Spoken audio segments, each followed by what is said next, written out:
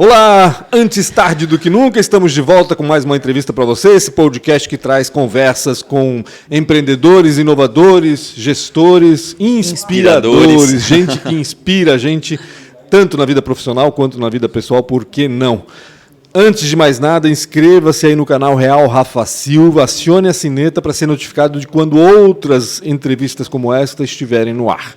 É isso, Rafael Silva. Posso falar rapidamente dos nossos patrocinadores? Deve falar, com certeza. Eu falei que ia ter uma notícia. Tu viu a notícia do Transpotec? Já tinha sido notícia, aliás. Sacanagem. Eu vou falar com o Olímpica depois. Já falei com ele.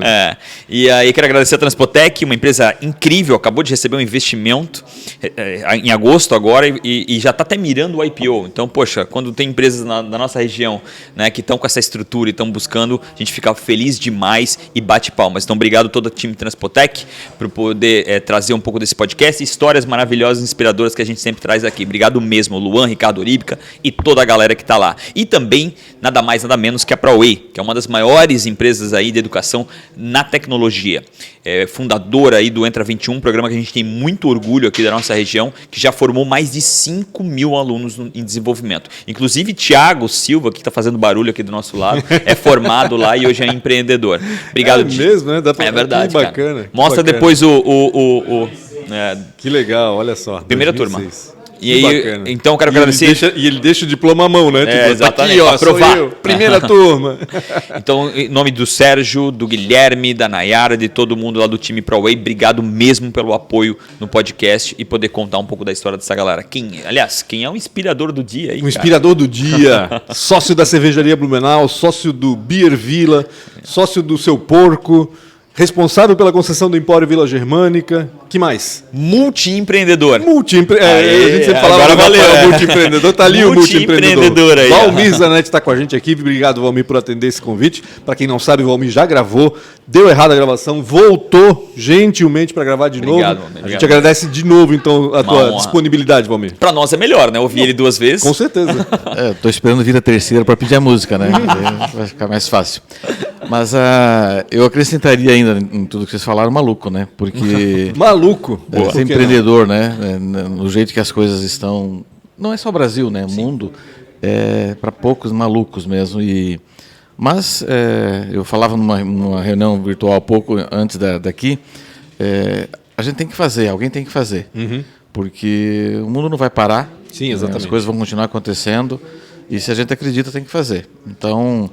Nós, eu e o Ulisses, estamos em alguns projetos já há algum tempo juntos. Eu estou nessa linha do turismo desde 2008, quando a gente aceitou o desafio de construir o Empório e participar daquele projeto de revitalização. Sim, do Parque Vila Germânica. E repensar o turismo, né? Então, o Parque Vila Germânica, desde 2005, 2006, eu já tinha participado ainda dentro do sistema da Sicob, na construção de uma agência bancária na época, onde começou, de fato, a revitalização. E aí, depois disso, com o Empório, então já estamos lá há 12 para 13 anos. Né? De quantos tempo é a concessão do Empório? A concessão inicial é de 20 anos. 20? Mas ela tem uma série de nuances. Devemos ter ainda algo em torno de... Deve chegar a 25 anos, em função, principalmente, de algumas ampliações que nós tivemos que fazer, porque o projeto, por exigências legais, ele sofreu algumas mutações. Entendi. Exemplo, só para não se alongar. Ele não previa no inicial acessibilidade, não tinha, tinha segundo piso, não tinha elevador. Hoje é impossível você imaginar um empreendimento que não tem acessibilidade. Então, esses investimentos adicionais já implicam em um prazo maior ou algum tipo de ressarcimento. E além de algumas outras anomalias que eram falhas do projeto. E até em função de atrasos de obra, não foram atualizados, e então tem uma discussão lá que está acontecendo. A tua história começa no mercado financeiro, né? Foram 32 anos. Né? 32 anos. Até um dos maiores assaltos da história ele participou. Mas do lado errado da mesa. Isso que eu ia dizer, não, do lado bom da história. Sabe aquela história que o atraso veio na hora certa, né? Aquele 21 de... Se não me engano, 21 de julho.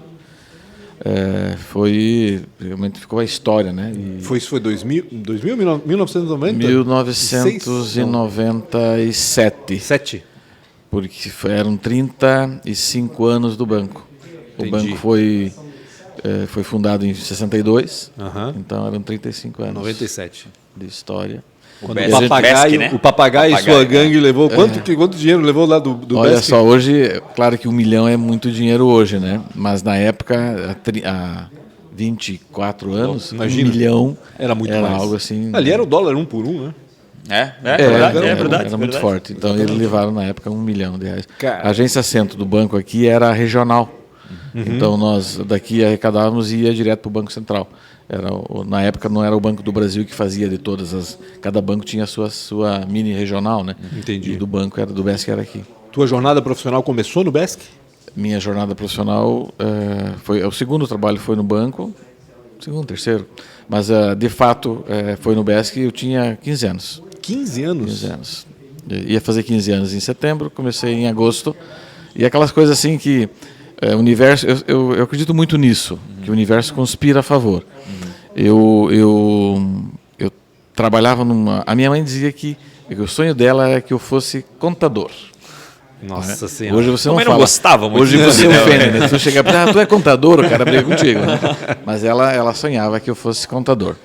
Porque talvez a minha família veio da roça, né? E eu falo com orgulho que o primeiro e segundo ano da minha vida escolar eu fui para aula, eu morava no interior do interior, e eu ia para aula de pé descalço, eu adorava quando chovia para brincar na lama, né? E depois, no terceiro ano, meus pais, quando nasceu a minha irmã, os meus pais entenderam que eles queriam algo diferente para a vida dos filhos. E aí eles venderam a parte deles no sítio e montaram uma vendinha, e o pai continuou fazendo a função de sítio. Ele comprava, hoje você não imagina mais como fazer isso, né? Mas ele via que alguém tinha um terreninho lá que queria limpar, ele comprava arrendava aquele terreno só para tirar a lenha. Que legal. Aí ele picava aquela lenha e vendia nas casas, porque no interior, hoje ainda tem, né? Alguns, mas na época não tinha fogão a gás. Que bacana, já tinha uma visão empreendedora aí. Né? Isso em que cidade, Valmir? Em Rio das Antas. Rio das Antas. Meio oeste. Isso passou com o tempo, ele e o irmão dele começaram como eles iam muito para o interior, né, da vila, eles perceberam que tinha dava para fazer mais coisas. Por exemplo, eles compravam o porquinho gordo, né, lá com o agricultor, levavam para casa deles lá, improvisaram um matadouro, um açougue, uma mini açougue, e eles daí chamaram outro irmão mais novo. Então um fazia essa parte de peregrinação pelo interior comprando, meu pai era o que processava. Caraca. Matava, fazia linguiça, fazia morcilha. Tá aí a história da indústria. E aí o outro mais novo, eles arrumaram uma Kombi velha lá, que, né, eu lembro assim, eu era menino de 7, 8 anos, né, e outro vendia no interior. E depois que ele foi para a vila, ele passou a fazer isso com frutas. Esse mesmo tio que comprava o porco, porque daí começou a fiscalização. Sim. Mais intensa e tal, não dá para fazer. Eles passaram a comprar frutas. Eu lembro quando estava no auge da nectarina. Cara, nectarina é bom demais. Foi uma fruta que, né, ela foi desenvolvida, né? E ele comprava no interior, e meu pai ia para Curitiba, levar para o Ceasa. Olha. E na manhã seguinte ele voltava de Curitiba trazendo açúcar em pacote, farinha em pacote. Isso que é em pacotes maiores. Fazia uma venda lá e já trazia para fazer uma venda para cá. E aí comprava no atacado lá para revender aqui. E aí a vendinha que ele tinha comprado, que era pequenininha, ela começou a ficar muito competitiva, porque ele comprava e trazia direto de Curitiba. Sim. Daí daqui a pouco ele montou a segunda, e aí eles fizeram a vida deles. E a minha mãe não queria que eu ficasse nessa linha. Ela disse que era muito... Nessa lida. Porque era muito, muito intenso isso, né?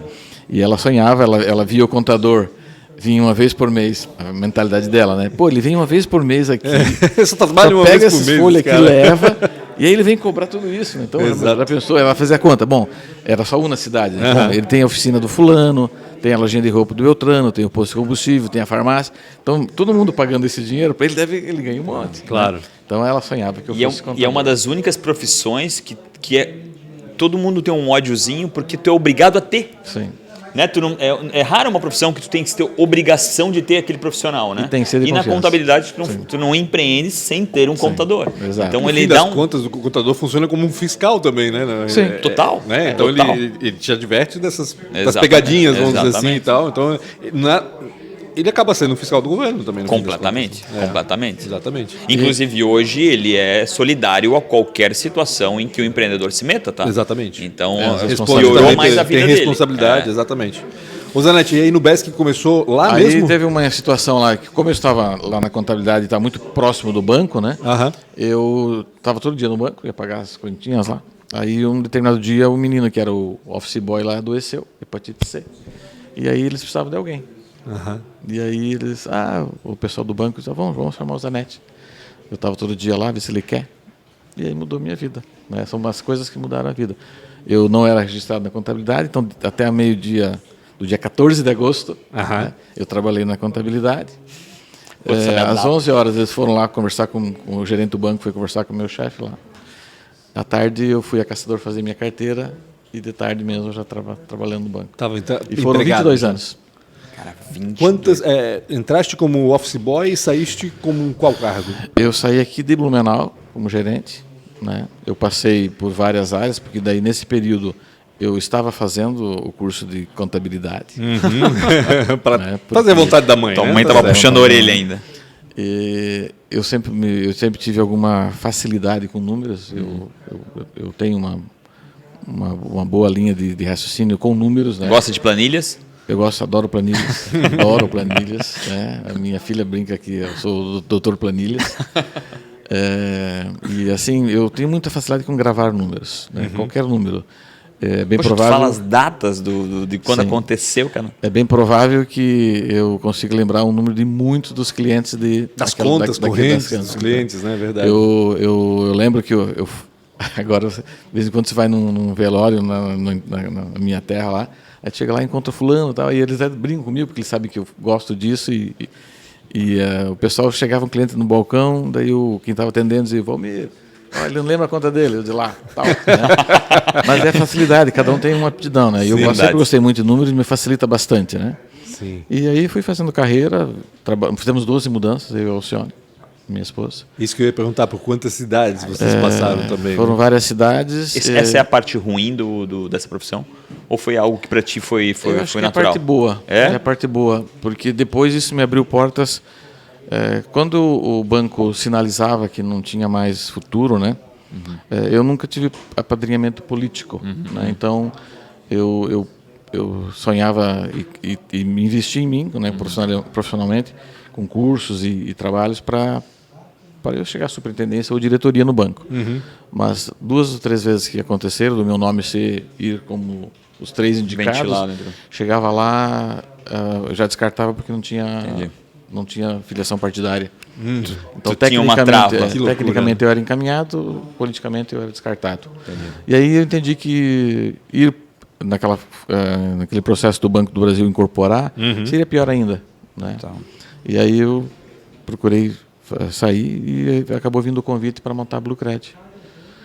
E a gente envolveu e montou a Bluecred é uma cooperativa, não? Hoje, juntamente, porque ela participou de uma fusão. Né? Hoje é a maior cooperativa do estado. Poxa. Seguramente é uma das maiores do Brasil. Né? Do segmento Cicobi é a maior, ou a segunda maior, acho que perde para a Qued Citrus.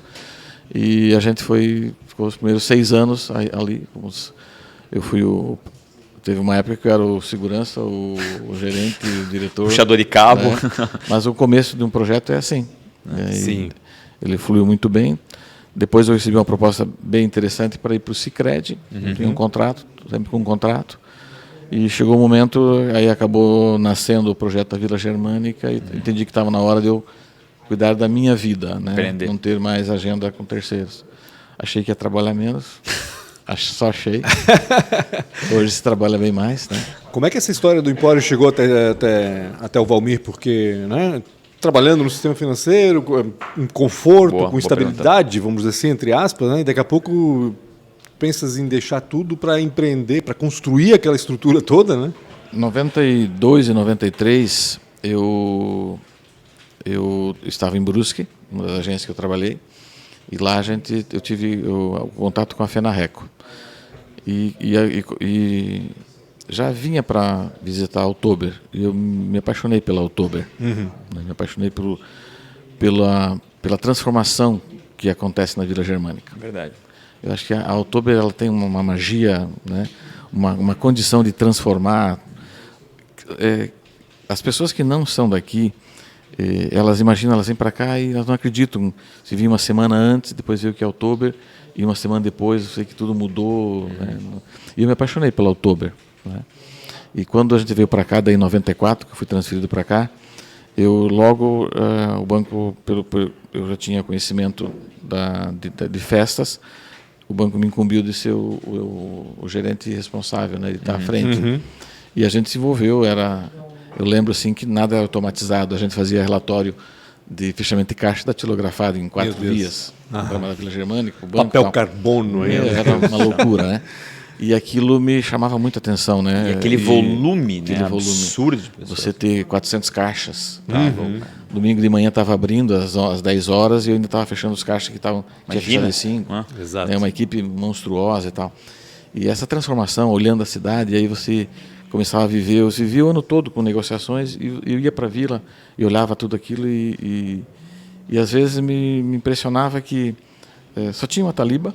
É verdade. Verdade. Né? A boa parte das lojas, aquelas lojinhas todas lá fechavam, eu ficava muito triste com aquilo. E as próprias lojas Espaço de mal artesanato aproveitado, era muito mal aproveitado. E você via que não tinha um plano de trabalho para aquilo, não tinha uma visão de futuro daquilo. E quando veio a ideia, e eu sempre olhava para aquilo e falei, poxa, mas... Né? E a gente via, quem está de fora, o turismo do Blumenau, mas era um turismo de compra ainda, muito lastreado no compras. Você ia no shopping da Hering, na época, né? Era cheio de turista, mas as pessoas iam fazer compras. Lojas Hering, Flamingo, Lojas Hering, Melma. Flamingo, né?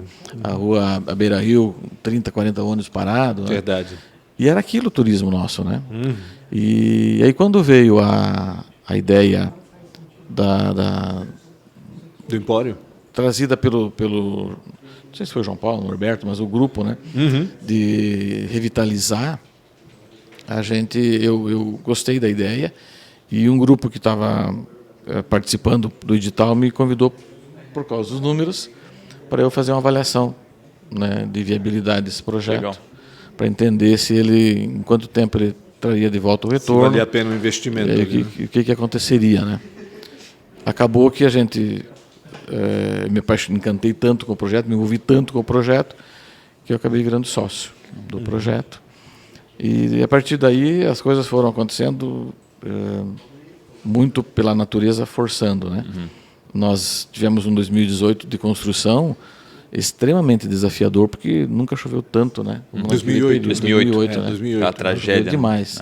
A gente, para conseguir entregar no período, eu lembro assim, a gente entregando dia 25 e colocamos um painel atrás, porque a gente não tinha terminado de plantar as flores ainda. Sim, Dia 25 de setembro, né?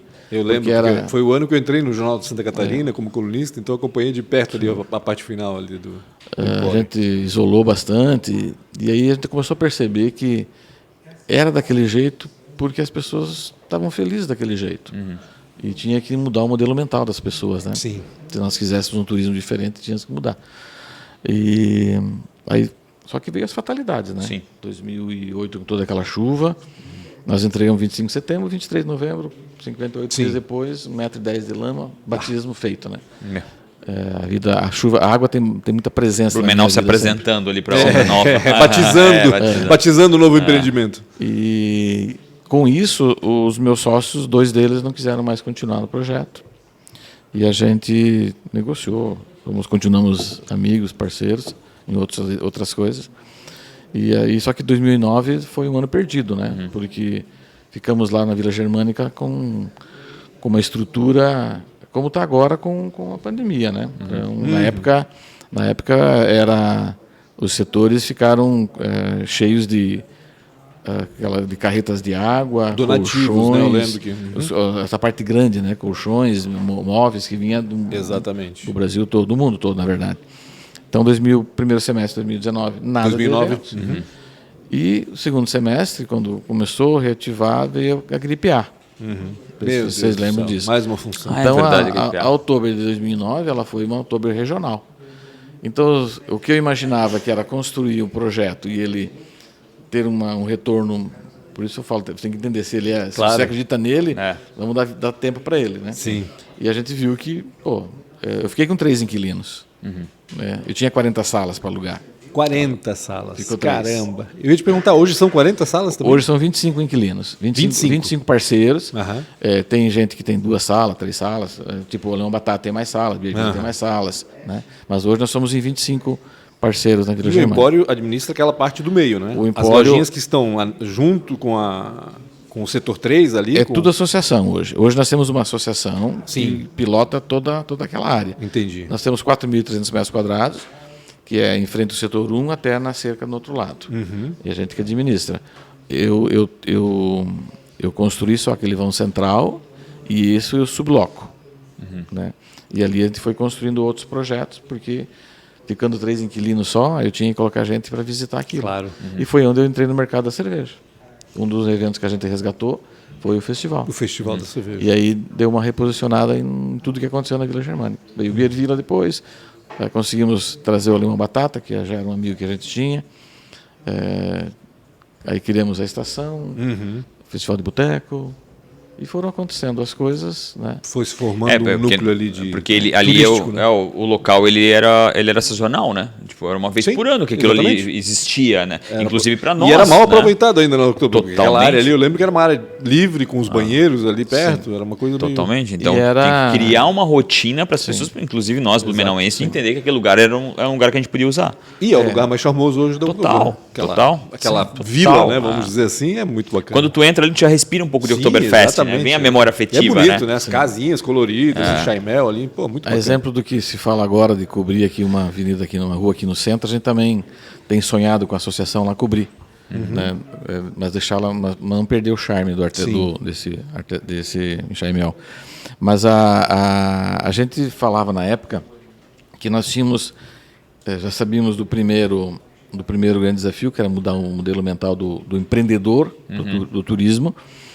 E o segundo é que a gente precisaria, de alguma forma, levar o blumenauense para lá. Eu não consigo implementar alguma coisa aqui que eu diga assim, é bom para o turista se a cidade não comprar. É isso aí. Não dá para fazer isso. Eu, pelo menos, não consigo enxergar. Sim. E foi nisso que a gente apostou e acreditou. E eu adotei uma estratégia vamos chamar assim, de me infiltrar nas entidades. Entendi, sim. Me colocar à disposição para associar a CIB, CDL, AMP, Convention Bureau, porque aproveitar toda a oportunidade para falar daquilo, para falar da ideia, para falar dos projetos, para você vender essas ideias. Sim. E aí foi que a gente conseguiu ir se envolvendo. Lembro que nós O pessoal começou a ver com outros olhos, na realidade, Sim, exatamente. Aquela região.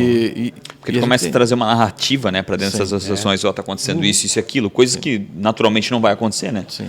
Se alguém não for o porta-voz disso, Sim, e entender os papéis, né? A gente ainda tem muita confusão nas entidades do papel da entidade. Então, as pessoas acham, o convention. O convention não tem que promover o evento, ele tem que captar evento. Sim, exato. Né? Ele tem um papel muito... É uma entidade internacional, um modelo aplicado e forte no mundo todo. Né? Você vai a própria Orlando. Né? Hoje, um dos conventions que melhor funciona no mundo é o convention de Orlando.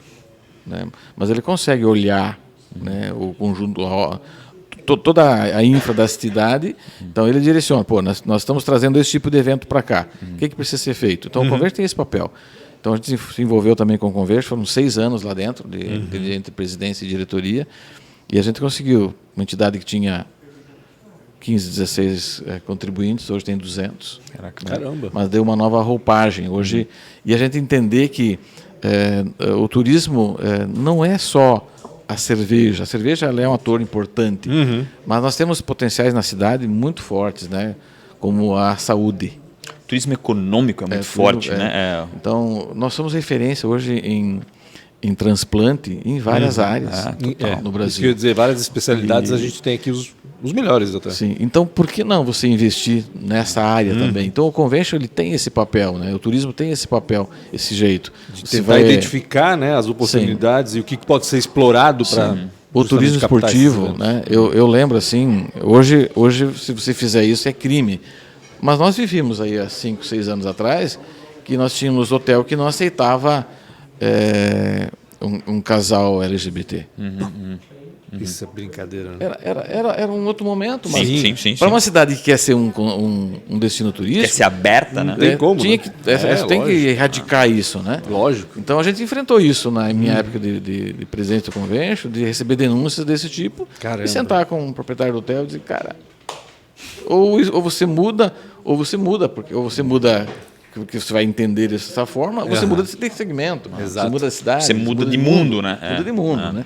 Então essas coisas todas fazem com que a gente tenha acabou tendo uma participação maior, fomos atrás de resgatar e fazer acontecer a instância de governança, participando ativamente disso, né?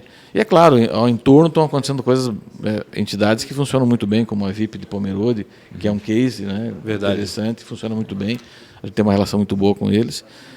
E, ao mesmo tempo, os nossos negócios Evoluindo. Evoluindo, Mas graças tu falaste a Deus. da cerveja, né? Que a cerveja, o turismo de Blumenau não é só cerveja, né? Não, Tem não, muito acho mais. Mas investiste, né? Como é que nasceu fizesse um isso, investimento né? numa cervejaria, né? Como é que veio esse estalo aí para abrir a cerveja A Blumenau? primeira situação que aconteceu foi dentro do festival. Lá começou. Lá, acho que nascer a cerveja Blumenau foi uma consequência e alguma oportunidade.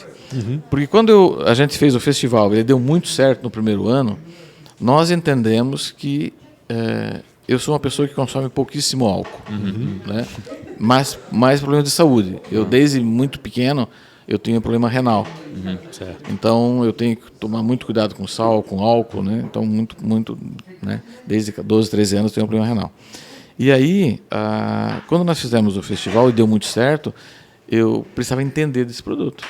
E aí a gente foi fazer algumas pesquisas, fomos para a Europa, entender no Brasil o que estava acontecendo, porque a gente estava fechado no mundo aqui e achava que, meu Deus, só tem a Eisenbahn, né, no mundo. Sim. Né? E ela já pegou todo, né, tipo, na cabeça da gente falou, cara, não, agora a Eisenbahn já fez o que tinha que já fez fazer, tudo e não tem pronto, mais espaço. né? E achava que era só eles. E, na verdade, nós temos que ser eternamente gratos ao que eles fizeram, a família Sim, Mendes. certamente. Mas eles eram uma parte Pontapé desse inicial. processo. Vamos entender e percebemos que tinha muito potencial. Muito potencial. Tanto é que eu continuo dizendo que nós temos muito potencial para mais uns 20 anos ainda conseguir continuar crescendo. O que cada vez se exige mais é profissionalização. É o amadurecimento e entender que não tem espaço para quem não tem eficiência. Total. Não tem mais espaço. Então, ter produto de qualidade não é mais um diferencial, né? Então, quem não tiver serviço também nesse conjunto e entender para que você veio, né? E aí a gente foi evoluindo nesse processo. Até porque é um mercado muito competitivo, né? Tu tem um Muito, mercado ali. muito. Sim, Tem os gigantes, né? Primeiro, Isso. que O dominam dinheiro mercado infinito. ainda. Né? Com dinheiro infinito. E a gente, as coisas foram acontecendo, né? E a gente hoje, na Associação do Vale da Cerveja, que eu estou presidente, a gente tem falado com muita ênfase isso. Eu não preciso levar o meu produto para o mundo. O mundo tem que vir até mim comprar o meu produto. E o que eu faço para ser esse cara que atrai? Que atrai, né? Sim. Então, eu falo bastante, nós temos algumas marcas aqui na região, pequenas, mas com produtos maravilhosos, né? Por exemplo, a Blauberg de Timbó, a Berghain de Timbó, a Bock de Timbó, né? Nós temos a Container em Blumenau, tem várias outras menores aqui, outras nascendo agora. E aí eles perguntam, mas não vai ter espaço para todo mundo. Não, você não precisa ser grande. Não tem.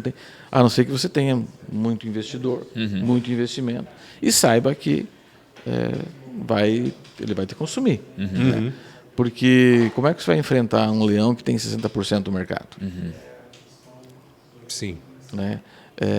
A verba de marketing dele de um dia deve dar o tal faturamento de uma década. É verdade. Né? São 15 bilhões de litros que o Brasil produz. 60% disso é 9 bilhões.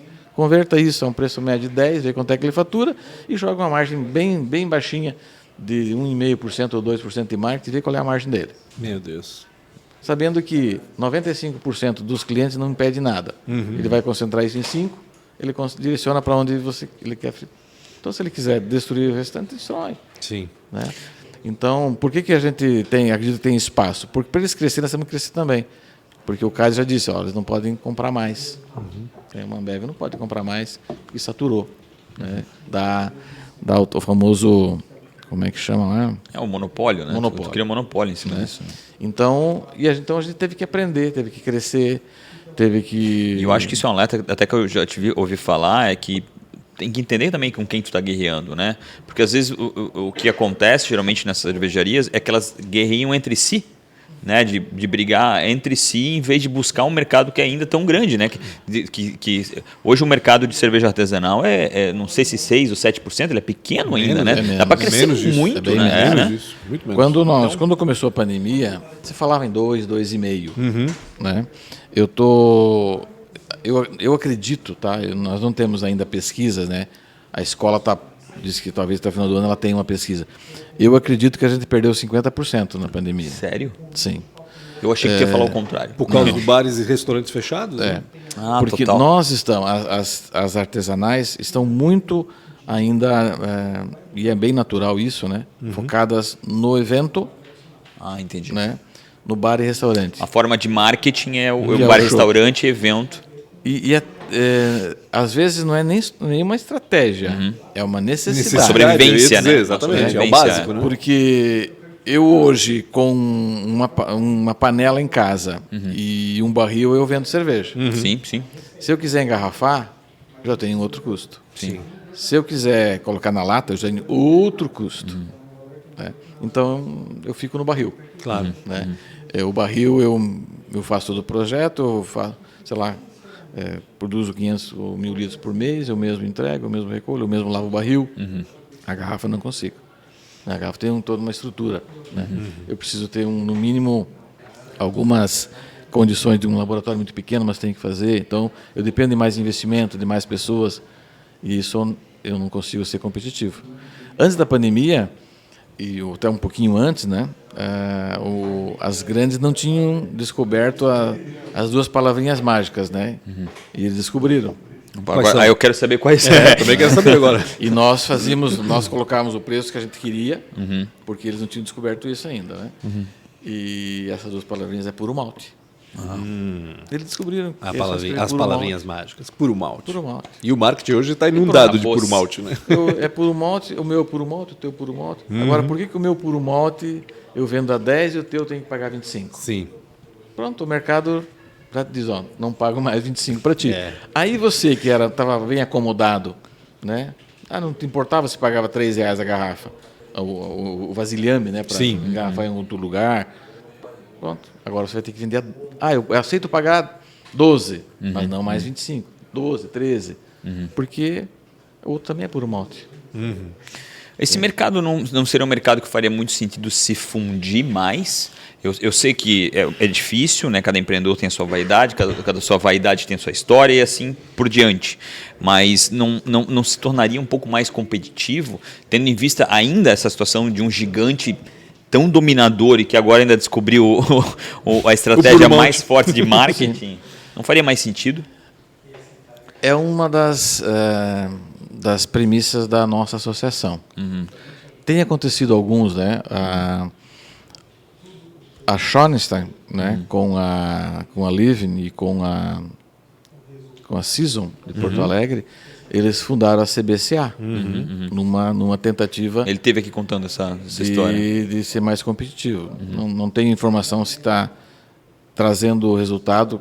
Lógico que coincidiu com a pandemia, então talvez tenha afetado um pouco. Mas é uma boa expectativa.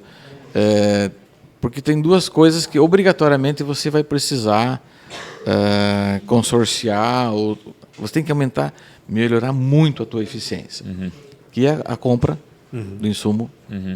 Você tem que melhorar muito. Os processos nem se fala, né? E o segundo é a logística. Como é que eu faço o meu produto chegar? Para distribuir, né? Como é que eu distribuo isso? Né? Talvez não fundiria a marca, mas fundiria os dois aspectos, né? Criariam cooperativas de compra e cooperativas de logística. Sim, na verdade a gente tem começado a discutir. E aí, de novo, a gente volta lá com aquela minha fala da Vila Germânica de 2008, né? Modelo mental. Sim. Nós vamos sentar aqui e eles vão comprar garrafa. Poxa, mas se tu vai comprar 5.000 garrafas, poxa, tá sabendo que eu em vasilhame 5.000 garrafas. Pronto, já sabe meus números. Né? Então, essa é a mudança que vai ter que acontecer para a gente crescer. Hoje, por exemplo, se tu for... vou dar 2 modelos aqui de Blumenau. Se tu for no Beer Villa e no Angelone, que eram as casas que mais tinham diversidade de cerveja, há 2 anos atrás. Muito provavelmente, o Beer Villa tinha mais de 120 cervejarias diferentes lá. E o Angelone, talvez não tivesse 120, mas tinha aí mais de 40. Bastante, Tem mais de 40, 50, 60 talvez. Se tu for no Angelone, tu vai encontrar 5 ou 6. Tu não vai encontrar mais quase ninguém de artesanal. É mesmo. Pode ir lá verificar isso. Poxa. Né? É negociação com a marca? Se tu for no Beer Villa, daquelas 120, tu vai encontrar 22, 25 no máximo. As cervejarias não conseguem mais ter o produto. Muitas delas não conseguem mais envasar. Não conseguem mais comprar o vasilhame. Poxa. Dificuldade de ter produto. Exato. A matéria-prima, né? Também. Matéria-prima, né? A garrafa. E quando você consegue, o preço é punitivo. É proibitivo. Né? Então, por exemplo, eu só consigo comprar... Eu tinha um prazo para comprar garrafa que ele era na faixa dos... Eu comprava uma carreta e eu pagava em 4 boletos, né? De 15, 30, 45 e 60. Ótimo. E eu tinha um projeto de venda no comercial que meu prazo médio de recebimento era 7,14, o maior volume no 7. Então dava 11, 12 dias meu prazo médio de recebimento e na garrafa. Hoje eu tenho menos 3 na garrafa. Tu tinha um fluxo de caixa positivo e inverteu-se completamente. Sim, exato. Por quê? Porque lá só tem 2 ou 3 fábricas no Brasil. Eles, tu paga, 3 dias depois tu encosta aqui para carregar. E se você não tirar a tua cota, e aí eu tenho cota lá, né, para tirar. Ainda isso. Tu perde a tua cota e aí alguém vai pegar a tua cota. Sim, exatamente. Está numa fila. As pequenas todas perderam, porque teve um determinado momento que elas não tiraram a cota deles, todas perderam. Aí o preço, se eu pegar deles, e eles nem querem mais que você vá lá buscar um pallet ou 2 pallets. É a carreta que encosta lá e carrega e pronto. O pequeno, eles, olha, para te atender, eu tenho distribuidores naquela região. Só que eu, na distribuição aqui, se eu pago lá R$ 1,50 uma garrafa, aqui eu vou pagar 3, 3,20, 2,60. A associação não podia atuar nesse sentido aí de ajudar? É a ideia, a gente. Mas aí, de novo, né? Como toda associação, eu vou até adicionar a pergunta, como toda associação, ainda existe essa situação do desinteresse? Eu sempre brinco, não é nem um interesse, é um desinteresse. Até pela tua fala antes, né? Poxa, eu vou lá comprar 5.000 vasilhames e o cara vai saber que eu produzo 5.000. O que isso tem a ver, né? E o aspecto que tu falou de 2008, que eu acho que é super importante aqui, né? Ninguém está pensando em agora. Estão pensando na cerveja Blumenau em 40 anos. Exatamente. Né? Que história que a gente está montando, né? O mesmo que eu falava lá em 2008, 2009, quando a gente falava do turismo, né, no médio e longo prazo, eu tenho falado agora na questão da cervejaria. Eu comentava há pouco, ali embaixo, encontrei o Silvio Zimmermann aqui na recepção e falava que do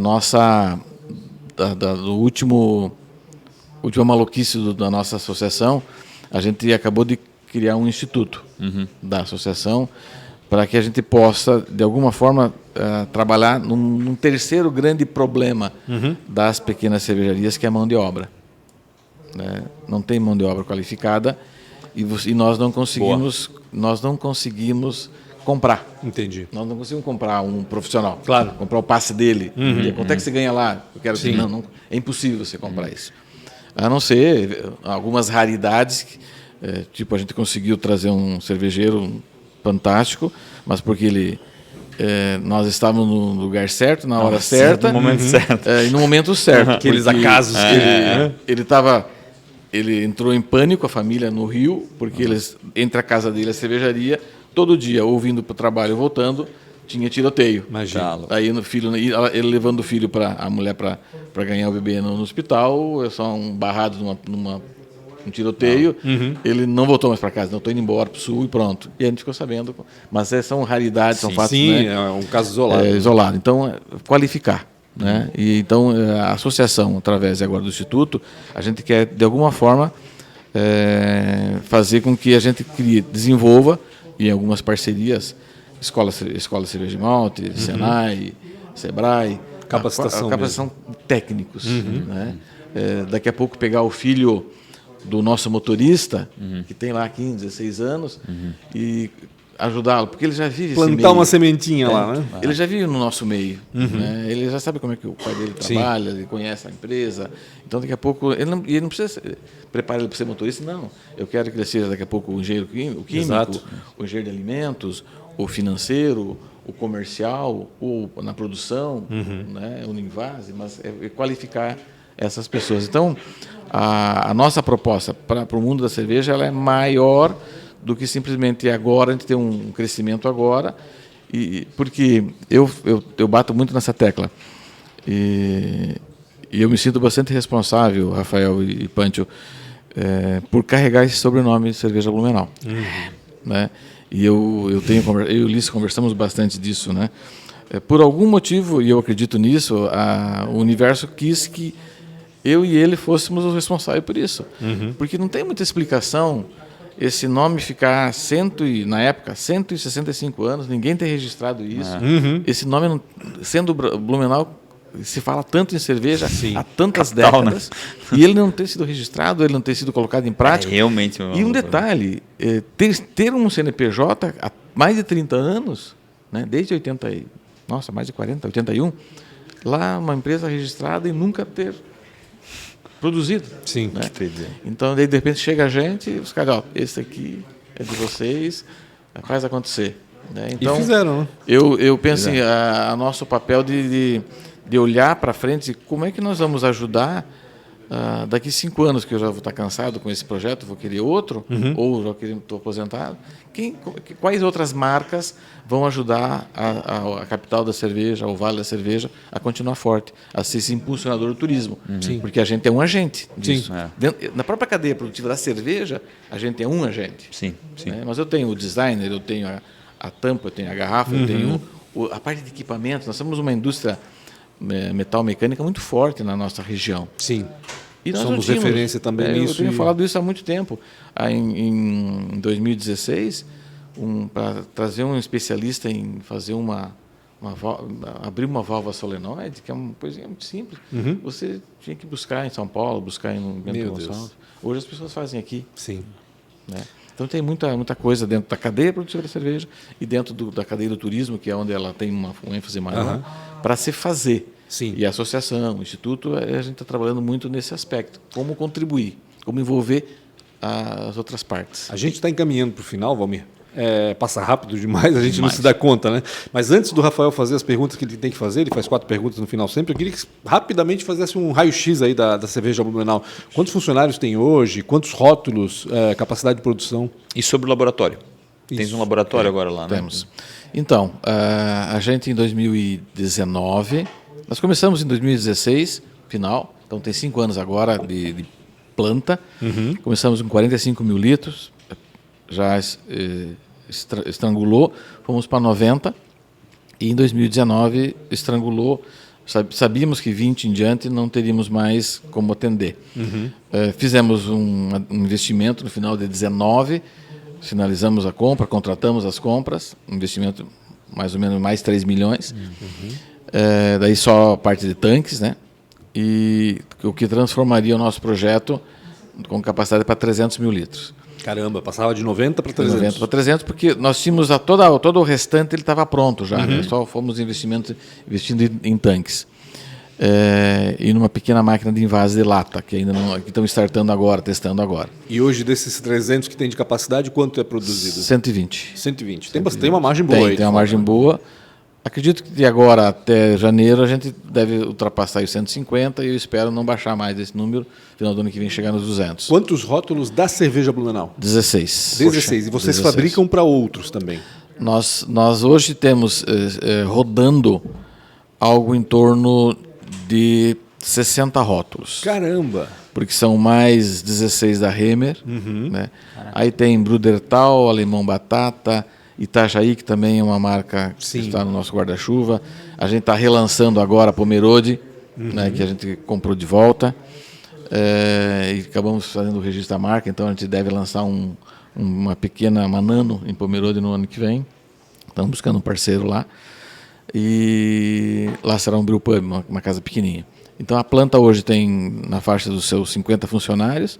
Temos um CD em Blumenau, que atende Jaraguá, Brusque e Rio do Sul, esse triângulo, né? Que hoje representa 60% do nosso volume. Temos um CD em Camboriú, que daí faz o litoral. Temos um CD em Maringá. E daí a gente acabou de comprar parte nós tínhamos uma pequena planta lá, num outro projeto, e acabamos comprando a parte dos sócios lá. Então, é uma outra planta lá, chama-se Bipioneiras. Vai se transformar num braço da Blumenau, mas lá também tem capacidade para 50 mil litros. Certo. Então, lá só barril. Né? Então, hoje a Blumenau está com essa estrutura. Esperamos só Blumenau só aqui, faturar esse ano na faixa dos 15 milhões. Poxa. Que bacana. É muito caro tu ter eu fabricar uma marca? Não. Fabricar cerveja... É private label, né? Private label. Para mim, fazer um private label com a cerveja Blumenau não é algo absurdo. Não é nada. Talvez o valor é difícil, né, colocar, mas é um pedido mínimo para isso. Nós tínhamos um pedido mínimo até lançarmos a incubadora de 2.500 litros. Né? Se converter em garrafa, dá 5 mil garrafas. Né? Porque quem faz private label normalmente quer a garrafa ou a lata para você vender ou você... É mais promocional, geralmente. Né? Exato. Então nós fazemos, tem construtoras que pegam conosco, tem mercados para aniversário, tem vários que fazem. E aí a gente entendeu que pela demanda de pequenas receitas, de pequenas ideias, que teríamos que montar uma incubadora. Incubadora, não laboratório, incubadora. E era um sonho nosso antigo, né, de ter em Blumenau uma incubadora. Aí nós fizemos também investimento, né, colocamos mais uma grana lá, ela está prontinha e está rodando. Fizemos já 4 testes e o Instituto vem a reboque disso. A gente vai lá dentro saber como ajustar processo, deixar a receita competitiva, deixar ela atraente e deixar numa condição de preço que ela se torne, que ela consiga buscar mercado. Temos laboratório que nos dá a condição de todas as prerrogativas de qualidade, de padrão. E aí o Instituto, via parceria com a escola, vai dar outra parte. Sim. Saber se o teu projeto ele tem um bom viés financeiro, se você está preparado para fazer o comercial dele, se você está preparado para depois fazer toda a parte de viabilidade do projeto, além de fazer boa cerveja. Fazer boa cerveja não é difícil. Difícil é repetir a mesma receita e fazer ela chegar com competitividade na mercado. Na gôndola. Posso? Por favor, faça as 4 perguntas, Dom Rafael.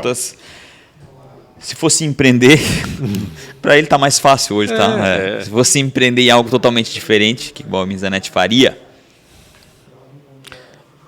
Eu continuaria no turismo. Eu continuaria no turismo, mas hoje tem algumas coisas que eu vejo que o pessoal faz com muita propriedade, que são essas, como é que eles chamam, né?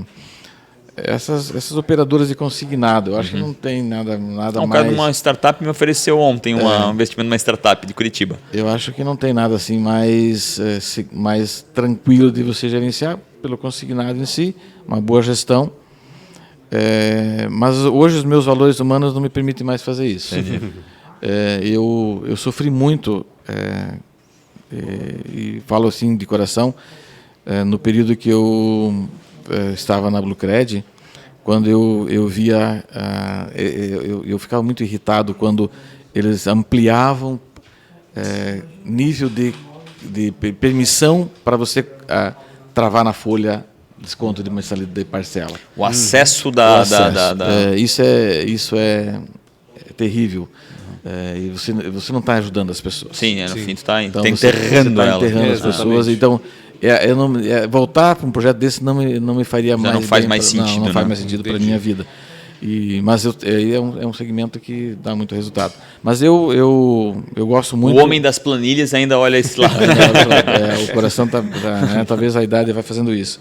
Mas eu gosto muito do setor de gastronomia. Legal. Né? Acho que a gente encontrou... Já ali investe, né? Tem o seu porco, tem o Beerville que tá. A gente tem ali uma coisa gostosa. Eu vou fazer hoje à noite um grupo de sócios lá do Tabajara, um jantar harmonizado, né? Legal. Então são essas coisas que sabe que é uma coisa gostosa de fazer, porque você está trabalhando com a alegria das pessoas, né? Verdade. Prazer É um das pessoas. momento, Sim, um momento legal, né? Então, tem uma responsabilidade, né? Porque Sim. ele quer uma experiência incrível, né? Cada vez Mas mais. a gastronomia dentro da área do turismo é algo que me encanta bastante. Beleza. Quem você admira ou quem foi um mentor?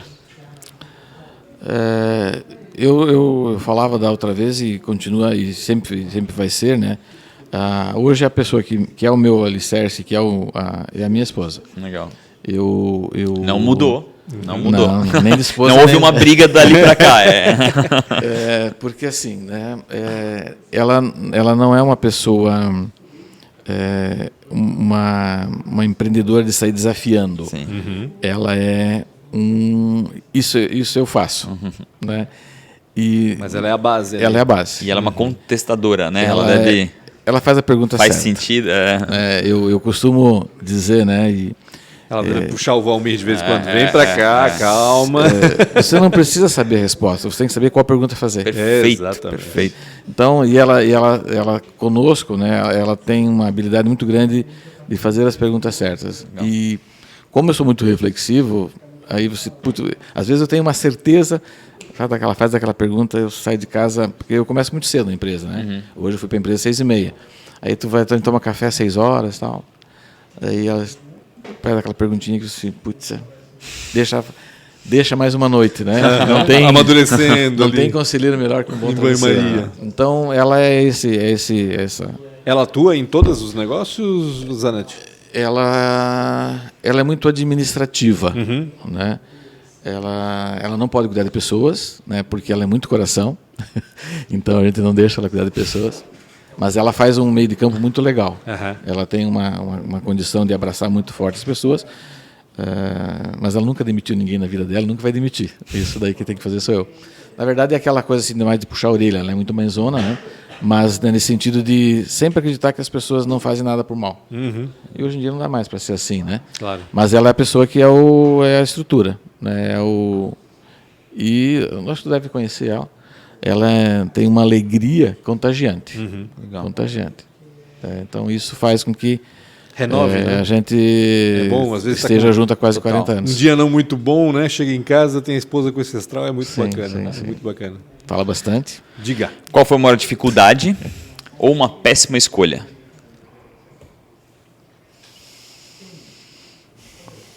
Pela resposta anterior, casar não vai ser essa. Eu acho que uma dificuldade, eu sonhava que quando a gente começou a construir esses projetos,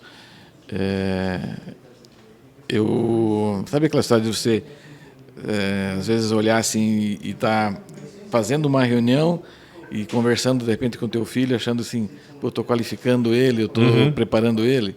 Preocupado com o futuro dele e dos negócios, né? Dele dos negócios, e chega uma fase que tu começa a pensar no teu sucessor, né?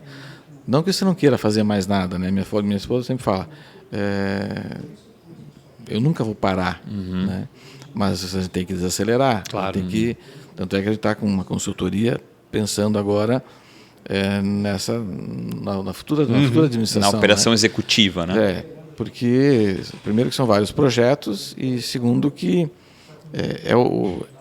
tem que acontecer dessa forma, tem que estar profissionalizado. E talvez não é uma decepção, eu tinha uma expectativa de trazer a filha para os negócios. E ela fez um curso numa outra área. Hoje Tecnologia. Ela foi para a área da saúde. Startup. Área da saúde. E aí não se adaptou na área da saúde. Ela depois fez especialização e está conosco, né? Mas a gente, não é o mundo que ela queria também. Entendi. Né? Então isso ficou um pouquinho, mas não é uma... Pode ser uma transição. Não, o mundo não parou por isso. E a gente respeita muito isso, né? As escolhas, né, das pessoas, né? E as linhas, às vezes, não se cruzam nesse momento. Não. Talvez em algum momento elas tornam a se cruzar. Exatamente, Então, exatamente. às vezes, informações que a pessoa busca fora também lá no futuro, quando talvez cruzar essa linha, vão ser importantes naquele momento A de gente evolução. tem visto aqui, Valmir, muito genro assumindo o negócio do sogro. Muito. Sim. Ah. Né? A gente entrevistou Miller, a gente alguns, falou né? com o dono da Miller, falamos com o da como é que é? Eu não lembro agora, mas eu sei que teve Da algumas Metiza histórias. também. Mesma coisa? É a mesma coisa. Então, daqui a pouco tu vai perceber que alguma coisa vai acontecer lá que vai fazer sentido. Desculpa. Minha chefe mandou perguntar. Então, se você se encontrasse com 19 anos, o que você falaria para você mesmo? Tava no Besc já. 19, Besc. Eu estava no BESC já indo para Florianópolis, acho. Cara, com 19 anos, né? Tipo, indo para Floripa. Eu fui o gerente mais novo para entrar em Blumenau. Me- 94, olha só, BESC Centro em 94 tinha 200 funcionários, me- 200 estagiários, Meu Deus. uns 40 postos de serviço. Então, nesse posto de serviço tinha um segurança e uma pessoa da limpeza. Então, nós tínhamos quase 500 pessoas. Que idade tu tinha? 31. Meu, cara. 31. E falando Mas de dinheiro, né? Volta a pergunta. O que o Valmir Zanetti diria pro desculpa. Valmir Zanetti de 19 anos? Eu tô dando bronca aqui já pro Tá Rafael. acabando, desculpa. Cara, vai mais devagar. Vai mais devagar, boa. Vai devagar. O mundo não vai acabar. Não vai acabar já. Mas a gente Legal. te vê muito sereno. Eu acho que tá tranquilo, assim. Acho que... Eu processo bem. Eu acho que eu processo bem, né, essas demandas todas. Eu já fui mais sereno do que... Ansioso, né? Porque, meu Deus, tocar esses negócios todos paralelamente, isso, pra mim, desencadearia uma ansiedade gigantesca. E eu sou extremamente tímido. Sou extremamente tímido. Hoje eu aprendi se eu precisar ir para cima de um microfone e falar para 2.000 pessoas ou 5.000 pessoas, já fiz isso e faço com... Mas não é o teu vezes no lugar, né? começo- não é o meu lugar. Eu sei. E foi com muito me desafiando demais que eu consegui fazer isso. Da primeira vez, ficar parado e... né, hoje não, Boca né? seca, não E dorme assim direito. você vai, às vezes, para frente de a gente está negociando agora alguns contratos grandes aí, às vezes vem pergunta numa reunião, puxa, no passado, então... Mas hoje eu diria que vai mais devagar. Mais devagar. Dá um tempo, né? Não Sem vai pressa. acabar, sem Maravilha. pressa. Valmir, obrigado demais ali por tirar teu tempo, de verdade. Mais uma vez, perdão por tudo que aconteceu aí, de pra gravar retornar. de novo, né? Isso é o mais importante. Pancho, Espero que não precise obrigado da também. terceira vez, né? Pessoal, fica aí, é realmente uma história incrível, extraordinária. Comente aí o que você achou, acho muito importante poder Compartilhe. comentar. Compartilhe com quem você acha essa que história que eu precisa acho que é saber de tudo incrível isso. aí. Obrigado mais uma vez aí por tirar teu tempo e vir aqui falar um pouquinho. É sempre muito gostoso. Contar a história é bom, né? É bom relembrar, bom, né? É bom, relembrar. Hoje de manhã eu estava conversando com alguns colegas. Numa das minhas andanças por aí, eu parei de jogar futebol muito cedo por causa do problema do joelho e me achei técnico. Né? E aí, numa cidade que eu trabalhei, eu fui técnico de um time lá e a gente ficou campeão municipal. E fez 30 anos agora. Daí a gente tinha marcado durante a pandemia para fazer um churrasquinho lá. Daí hoje de manhã o pessoal falou, vamos reativar o grupo e não foi no 30, vai ser no 31, vamos comemorar. Então essas coisas é gostoso falar Sim, com do certeza. que a gente viveu, porque são coisas que não tem preço, né? Com certeza. Valmir, de Mas novo, obrigado. muito obrigado, Rafael, também. Obrigado a você que acompanhou até agora. Não se esqueça, se inscreva aí no canal Real Rafa Silva. Acione a sineta aí para saber quando a gente vai ter outras entrevistas. E siga @Real Rafa Silva no Instagram. E Pancho com BR. Pancho com BR também. Acesse pancho.com.br. Inclusive, vamos fazer um teaser aqui, quando vai vir umas notícias novas que você veja Blumenau. Só o Punch vai ter exclusiva, tá? Só o Punch exclusiva. Gente, obrigado mais Valeu. uma vez. Um abraço. Daqui a pouco a gente volta. Pronto.